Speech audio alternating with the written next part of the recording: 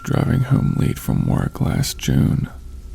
I live in a small beach town and it was the tourist season, so there were more people in my town than usual that night. I realized my car was on E, and instead of getting gas early the next morning, I decided I would just get it now and get it out of the way. It was a little after midnight, and I pulled into the small gas station about 3 miles from my house. I've never been to this one before because of how run down and creepy it looked. I pulled up to the only pump and quickly realized I was the only car there. The little shop attached was dark and there wasn't a person in sight. I was about to get out and pump my gas when I noticed a man emerging from just behind the gas station shop. He was shirtless, had a hairy chest and long, raggedy hair. My first instinct was that he was homeless, and I felt bad for him. But then I remembered it was past midnight. I'm a young female and I'm all alone at this gas station. The man was walking like he was drunk.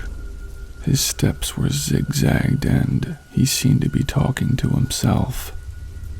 I was creeped out watching him, but my car was on E and I really needed the gas. I was about to open my door and get out when he started heading towards my direction.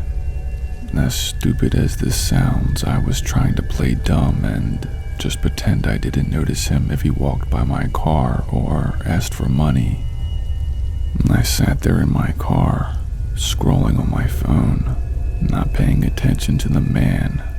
When I looked up, he was right by my driver's side window, looking directly at me.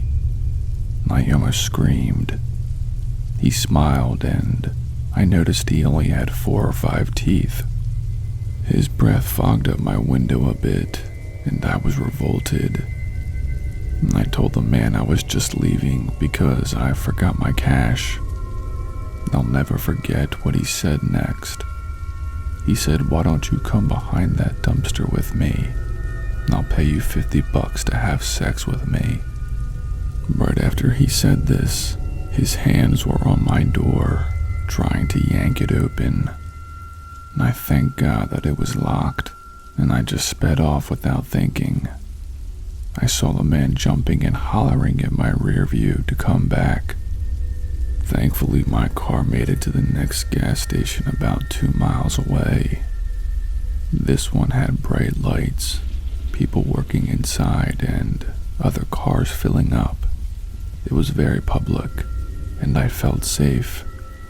I never went back to that other gas station.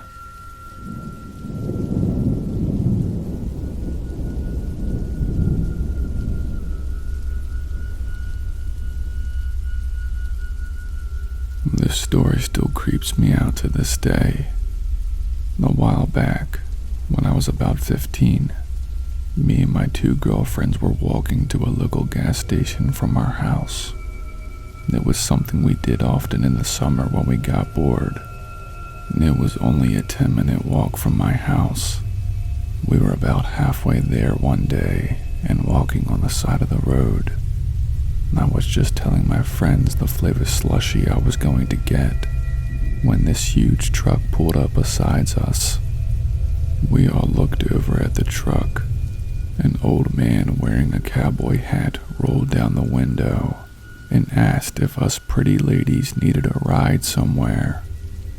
Again, we were like 15 at the time, and if I had to guess, this man was in his mid-60s.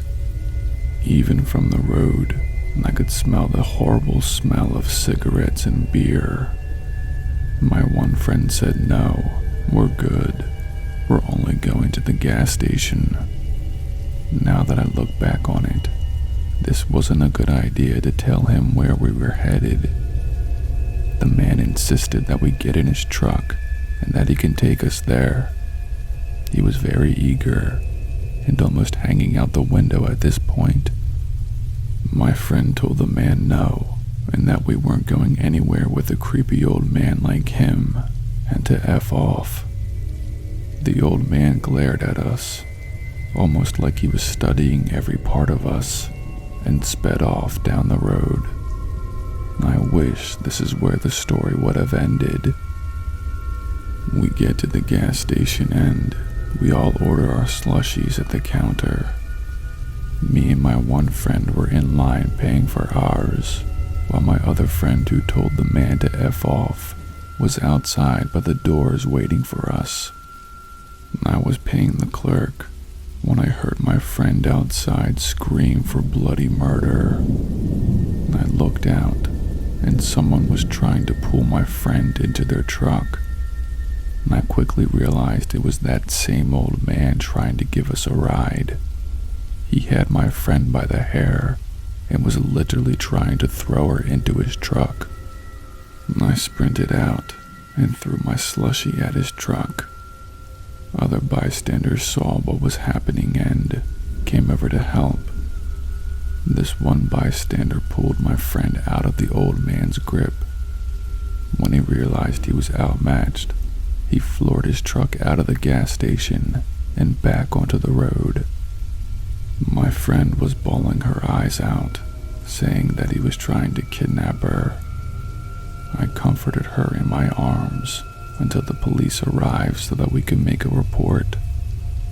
To this day, nothing ever came of that attempted kidnapping. The police never found a truck or that man who fit the description. My theory is he was going from town to town preying on younger women. I just hope he never hurt anyone after that.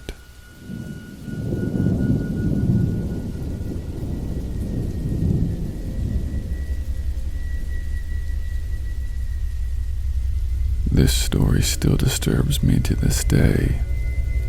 When I was 17, I worked at a gas station just off a major highway.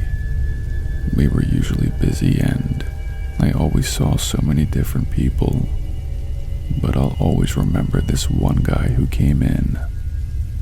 He was a short man with thick glasses and thin hair barely covering his scalp.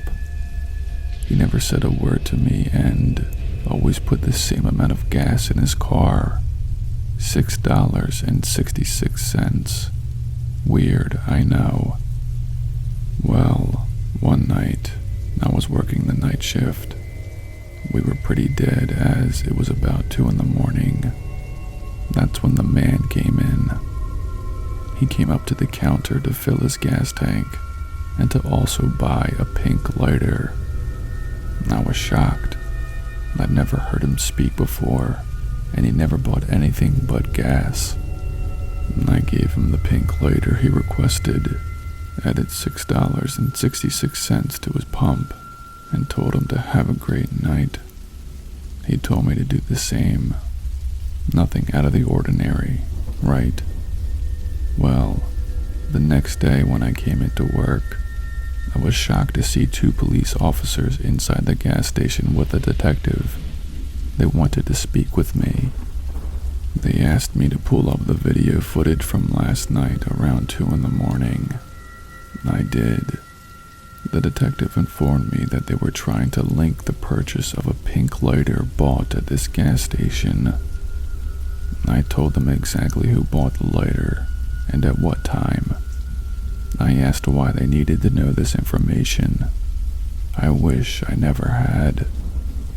That man who always came in to put $6.66 of gas in his car used that pink lighter and lighter fluid to kill his wife who was pregnant last night. He burned her alive.